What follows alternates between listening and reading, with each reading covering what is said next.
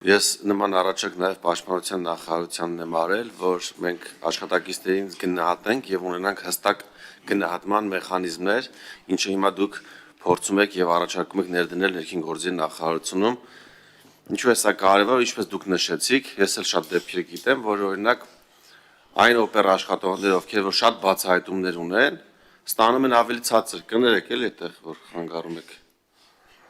Այն աշխատակիցները, ովքեր շատ բացահայտումներ ունեն, բայց ինչ-ինչ պատճառներով չեն կարողանում ատեստավորում ստանալ, ստանում են ավելի քիչ աշխատավարձ,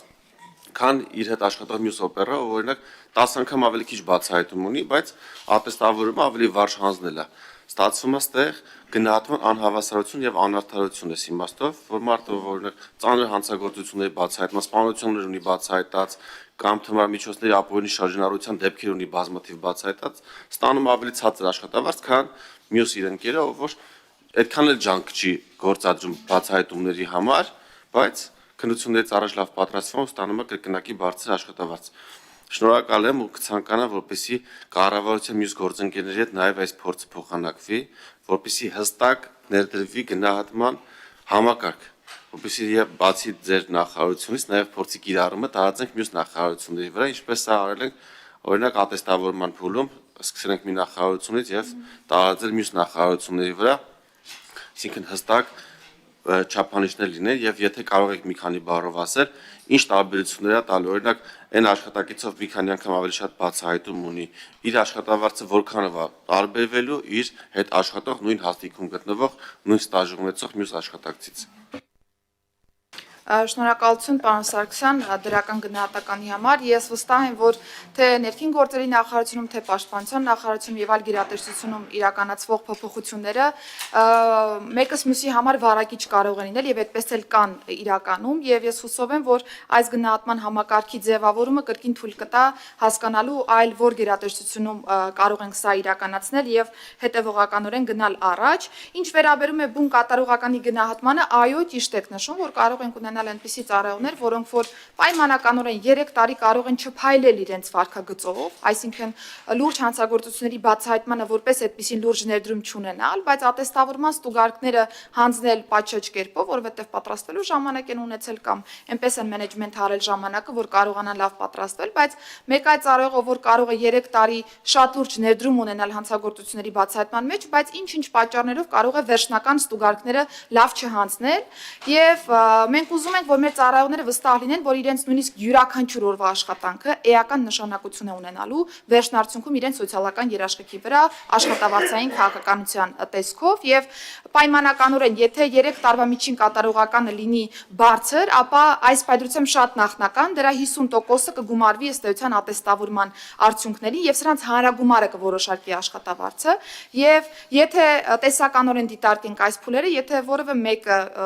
բարձր առաջադիմություն է ունեցել իր աշխատանքում, իսկ ատեստացիան միջին, օրինակ տրամաբանության մեջ է հանձնել, վստահաբար ավելի բարձր աշխատավարձ է ստանալու վերջն արդյունքում, քան այն ծառայողը, որը որ միայն հենված է լինելու ատեստավորման ստուգարկների վրա, թիվ չեմ ուզում հանրայնացնել, որովհետև գիտեք, որ մեր համակարգում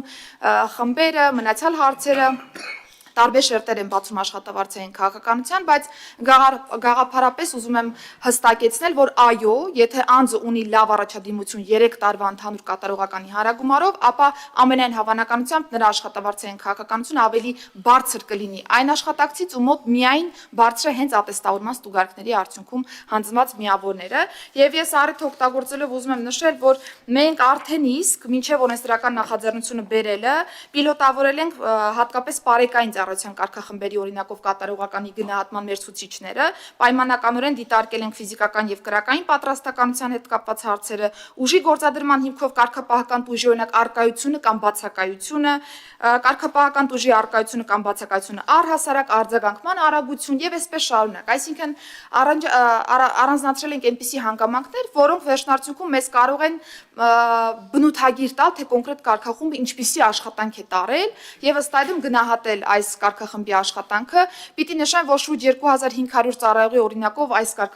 կատարողականի համակարգը փորձարկել ենք եւ ուրախությամբ եմ ուզում արձանագրել, որ համադրել ենք օրինակ այն կարգախմբերի արդյունքները, որոնք որ արդեն անցել են ատեստացիան եւ տեսել ենք, որ օրինաչափություն կա։ Այսինքն այս համակարգով ովքեր որ բարձր գնահատական են ստացել, նույնը եղել է նաեւ ատեստավորման արդյունքներով կամ օրինակ դիտարկել ենք իրենց ինձ ղեկավարների տված բնութագրերը, որոնք եւս շատ սինխրոն են եղել։ Առաջիկայում կավարտենք նաեւ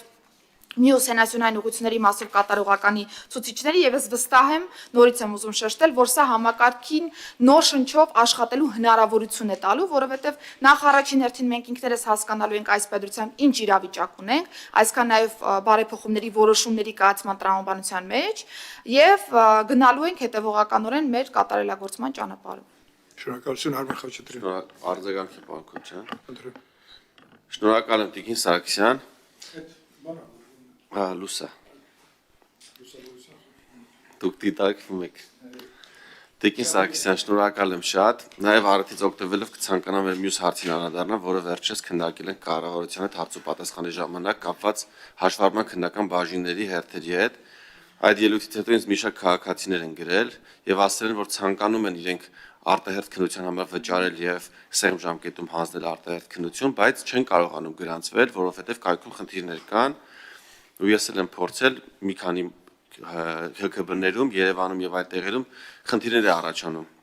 Կխնդրեմ սրա վրա ուշադրություն դարձնեք, որովհետեւ մենք դրա մասին հայտարարում ենք, որ 11000-ից ավել քաղաքացի օգտվել այս հնարավորությունից, չի սпасել 6 ամիս վճարելա եւ անմիջապես ստացել ավարտական վկայական, մեր մյուս քաղաքացիներն են ցանկանում օգտվել։ Եվ մյուս մտահոգությունը, մյուս քաղաքացիները ասում են հետեւյալը, ասում են ձեր այս համակարգի շնորհիվ ճիշտ է ավել գումար է գեներացվում, բայց մեր հերթերն են հետ ընկնում, այսինքն այն անձինք, ովքեր չեն վճարում, իրենց հերթերը հետ են ընկնում արտահերթերի հաշվին, ու այս մասով կցանկանամ, որպեսզի իրականում իմ առաջարկը մի անգամ էլ հնչեցնեմ, մենք ունենք լուրջ մեծ մարզեր, օրինակ Լոռին, Տավուշը, որտեղ ունենք 250,000-ից ավել բնակչություն, բայց ընդհանրապես մեկ հաշվառման քննական մեքենա։ Սրա հետևանքով բնականորեն հերթ է առաջանում։ Այն գումարը, որը գեներացվել է արդեն մեր քաղաքացիներից, ես ցանկանում եմ վերադարձնենք մեր քաղաքացիներին, այսինքն մեքենայի տեսքով վերադարձնենք հաշվառման քննական բաժնում ոչ թե լինի 1, այլ 3-4 մեքենա, որովհետեւ մենք մեր քաղաքացիները, ովքեր որ վճարում են սահմանված 3000 դրամը եւ ոչ ավելին, ասենք, տեսեք, այս ավել գումարի շնորհիվ մենք շատացեցինք մեքենաները, աշխատողների աշխատավարձ բարձրացրեցինք, հաստիկներ ավելացրեցինք, սրա հաշվին դուք ոչ թե կսպասեք 6 ամիս, այլ կսպասվեք օրինակ 1 շաբաթ կամ 2 շաբաթ առավելագույնը։ Այսինքն մենք փորձենք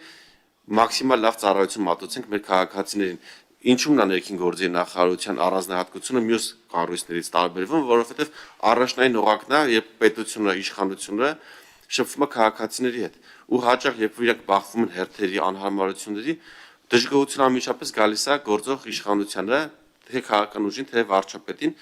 որովհետև մարդիկ շատ հաճախ պետության հետ չեն առնչվում։ Առնչվում են մենակ երբ բարեկային կանգնացնում, երբ անձնագիր պետք է թարմացնել եւ վարորդական են ուզում հանեն։ Եթե շինարարությամբ բան զբաղվում է, քաղաքապետարանի դա այլ հարցեր է, բայց մեծամասամբ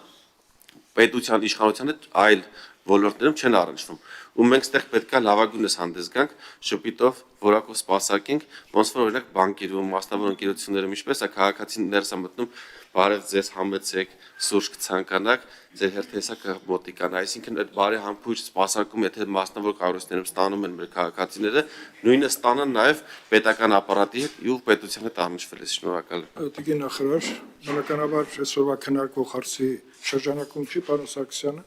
իր նախկինում հնչեցրած բարեհամբույր ուրեմն մոտեցումները կարծում եմ մենք շարունակաբար կներդնենք, ենթադրում եմ,